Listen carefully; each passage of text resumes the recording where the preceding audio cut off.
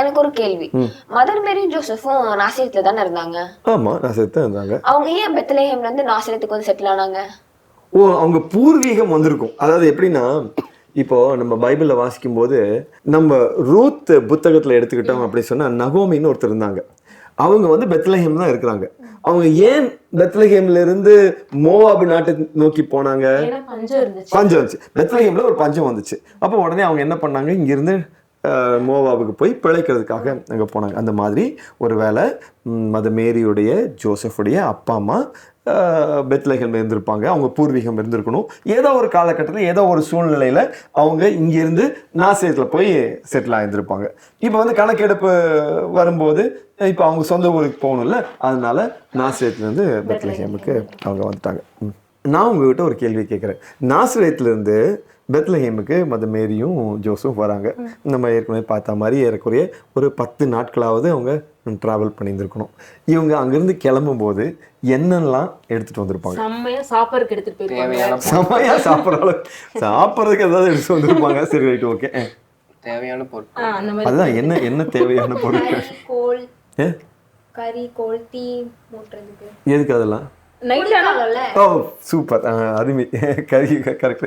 தீ மூட்டுறதுக்கு ஏதாவது கொண்டு வந்துருக்கலாம்.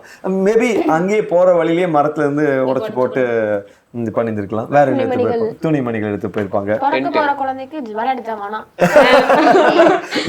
நம்ம ஒரு கிளியா கொண்டு போவாங்க.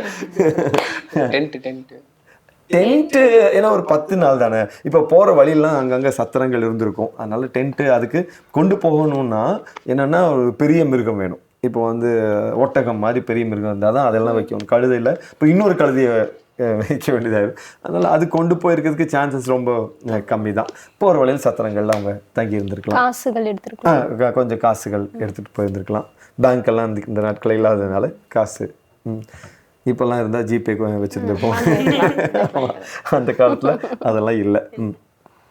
அப்புறம் ஒருவேளை ஆலய பணிப்பொருட்கள் மாதிரி ஏதாவது கொண்டு போயிருந்துருக்கலாம். இப்போ ஆலயத்துக்கு தேவையான இப்போ பலி நிறைவேற்றதுக்கு போகணும் அந்த மாதிரி எதுக்காக. ஏன்னா இவங்க வந்து எங்கேருந்து வராங்கன்னா நாசரேத்துலேருந்து புறப்பட்டு யோர்தானை கடந்து எரிகோவுக்கு வந்து எரிகோவிலேருந்து எருசலேமுக்கு போயிட்டு அப்புறம் தான் நாங்கள் போகிறாங்க. அப்போ எருசலேமில் ஆலயம் இருக்குது.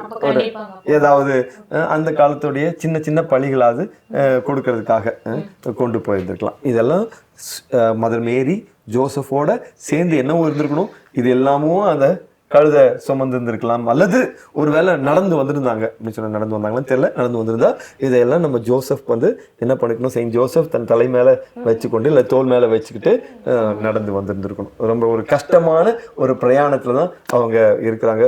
அந்த மேரி இப்படி 10 நாட்கள் நிறமார்ந்த கர்ப்பிணியாக இருந்து நடந்தாங்கங்கிறது ஒரு பெரிய ஆச்சரியமான ஒரு விஷயம்தான்.